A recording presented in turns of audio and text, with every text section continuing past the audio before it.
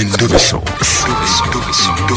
Kugenda mu mukaaga tifama ekintu buli ky'omuziki. Endobeso. Naika tugende ko mutabizi. Okay.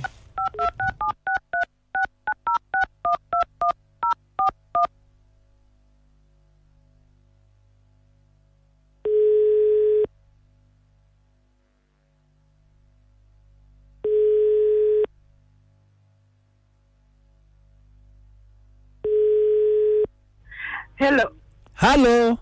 Wanji sebo. Olyota nyabo. Njambi sebo olyota sebo. Bamutabizi tabukoza kadima namanja ne kabogozo likubita FM ekinta buli ky'omuziki mu mutabizi.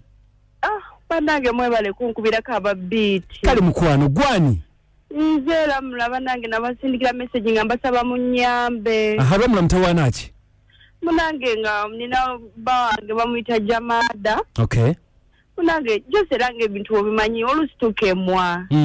Kati nga ngenda kale natambula ko kunefune gayo omulala bamuyita Peter.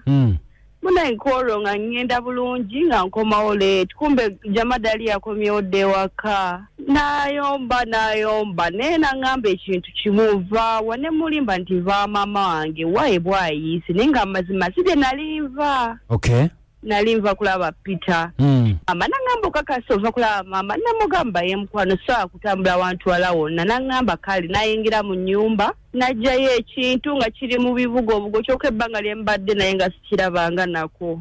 Kiki kati nze nange sikimanyi kati munange nga ngamba kwata ekintu kino nga mugamba nkwata kyaki nangamba gwe kwata ekintu kino mu bukambo obw'ekitalo nangamba njagala oyogera ebigambo bino nandayizaawo nga nembyogera nga bwe yabiŋŋamba. Wabyogera wali ova mu bwenzi wali ovaawa? Amazima nali nva kulaba Peter naye saagala kolaki kakati gwe wakwatako kyaki? Kati nze nali manya nti satisa kuba ebbanga lyembadde naye mbadde sikirabangako. Kati munaye nga mala okulayira ebigambo nga nze nkola kitubeerawo ewaka tewali buzibu. Wayi kati yakulayiza mbuki? Banange yandayiza ebigambo bingi naye nanzikatiriza naŋŋamba layira wemba nga nva mu bwenzi ngenda kufuna ekizibu. Wemba siva mu bwenzi wali kigenda kuntuukako. Banange nenneekaza nendayira neŋŋamba siva mu bwenzi ati wali kizibu kigenda kuntuukako. Naddamu nankaza naŋŋamba oba ova mu bwenzi tolayira mbulira ekituufu kuba wolayirira nga gy'ova ogenda kufuna ekizibu. Banange nenneekaza nendayira. Kakati naŋŋamba olayira naye wobanga olayira nti tova mu bwenzi ate nga gy'ova mu bwenzi ekikutuukanako kyonna tombuuliranga. Nange nenneekaza. Kakati nyabo buzibu ki? We namala okulayira tewali kyabaawo. Ne wayitawo ennaku eza 3. Ennaku 3? Nenzirayo ewa Peter okola ki okumulabako. Tolowooza navaayo ekkubo lyambula kyokka nga lulina liŋŋenda agayo. Nodda mu bwenzi wa Peter? Nenzirayo. Kakati ogambye otya? Sijja kulimba amazima naddayo naye ekkubo lyambula erivaayo. Erivaayo nga liddawa? Okuddayo ewaka wange wa Jamada bannange. Ekkubo lyambula kyokka ewantu bulijjo ŋŋendayo naye ntambula nkola ntya maliriza nzize wa Peter mu nju. Kati oliwa? Ngeno nakwamira wa Peter. Mwali mbeera ne Jamada? Twali tubeera Nankulabye. Ii kati Nankulabye gy'otasobola kutuuka? Siraba kkubo. Era ensonga lwaki njagadde mumukubireko okwo ku ssimu enamba nagitaddemu awo mu message mumunegayirireko. Naye kakati gwe Nankulabye mwali mbeera ne wakubula? Twali tube Nankulabye era nga tukkirira bukkirizi naye nzikiridde ebikubo nga 8 banange waka situuka era maliriza nzeeyo wa Peter. Ne bwe neetooloola nenkola ntya nfundikira nzeeyo wa Peter. Eno enamba ya Jamada? Namba mweri awo mu message. Tumukubire gwe kyosinga okwagala kiki? Nze njagala kuddeyo wa Jamada. Waba tansonyiye. Kale anzikirize nzije ewaka nkime engoye zange. Katukubire ku Jamada tulabe. Nziza sebo. Ensi nemubijjiridde yakwama. Bannange yakwatako kyaki? Namanja kugenda okwogera. Nedda bambi ndeka yogera naye. Yogera n'abantu bonzinze atatya abantu balina bintu.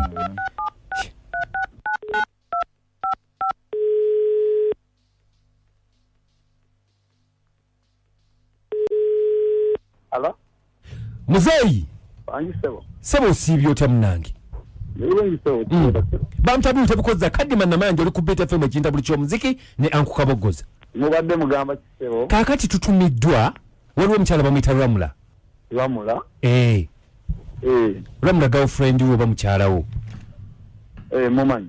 Kakati Muzeyi Ramula yalina gye yalaga naye abulidde okuba eri muzze wammwe Nankulabye. Agamba nti olina kyewamukola wamuwa ekibugo n'alayirirako naye kiki? Wakyamubula nnyo. Wangi? Wakyamubula nnyo. Kitange? Wangi. Tuwe emitima gyaffe tugigonzezza tukakkanye. Okitegeera? Ekituufu Ramula yayenda. Era ne kati gyalemedde gayi bamuyita Peter. Nabyo abibagambye. Abitugambye ate tukole ki munnange? Naye gwe mwana wa munno okumubuza ekkubo oba ogenderedde ki? Kyamubula nnyo. Yagamba teyayenda. Kati n'agenda yaŋŋamba yagenda wa maama we bw'ayisa agira abeere. Nedda alina gy'ali ekkubo gye limubulidde. At least yagamba niwe bata omusonyiye kale ajje alabe ekkuba gy'akima engoye naye ekkubo limubuze wakola ki omwana w'abandi? N'engoye zakima nazo kyadda abeereyo mu makubo ge. Wangi? Eri amutwala okwenda nga yaliraba. Eri muzza lyeribuze. Sebo libuze. Muzeeyi tusaba taata tukakkanye osonyiwe. Tusobola nze oyo namusonyiwa. Naye nga gwe mwami Jamada gwe njogera naye? Nankulabye. Kati Nankulabye gy'ayagala okudda. Agira abeerayo wa maama we bw'ayi. Wa maama yenkunnyonnyo. Takyali wa maama we nkunnyonnyodde Muzeeyi njagala tutali tutegeeragane. Nze mwezi ddundu tannimbangako. Ani? Saagala ebyo byogera. Jamada. Wangi sebo. Katukoze tutya okusumulula omwana ave gy'ali? Omwana abeereyo gy'ali. Anywerere gy'ali afune essanyu ly'okukko. Naye ng'ono Muzeeyi Jamada. Nankulabye. Tamadanga yematira kiki? Sobeddwa banna. Nankulabye. Sobeddwa muko. Ku Beta FM ekintabuli ky'omuziki ku simu zaffe kugenda okulabika ng'okuba olabike nga munnange obiwulidde. Embeera bwetyo bwetambula. Tulaba naffe ab'amasimu. Batukubire. Halo. Wangi? Mwebale okuweereza. Kale sebo. Namayanja ne Anko Kaabo. Sebo. Kiti kya Matovu Davis ebukakata kunnya. Sebo. Bagwa yakwenda. Bagwa kwenda. Nkale tuyeza nnyo munaffe tuyanze gagamba nti bendayenda nnyo. Halo. Kadima. Wangi? Webale kuweereza. Nawe okuliriza. Nze maneja Umaru ndi ku Galuga stage esooka. Kakati oyo omukyala. Afune ekyokuyiga. Okay. Nsigadde yenze maneja Umaru ku Galuga. Webale nnyo agambe nti afunemu lesson kuyiga. Wangi? Kadima. Yep. Tevayole kabula mulio. Bannange atuuke ku ntikko. Mwenda yenda nnyo temugwa. Beta FM? Kadima. Wangi boss? Kawe Fred ndi munongo. Tebagwa omunanga abeere wa Peter? Nonja kuboli muzayi. Peter mwamukolera ebirala ndo byatamukoleranga. Naye bantu balina emitima. Beta FM? Alo Kadima. Wangi boss?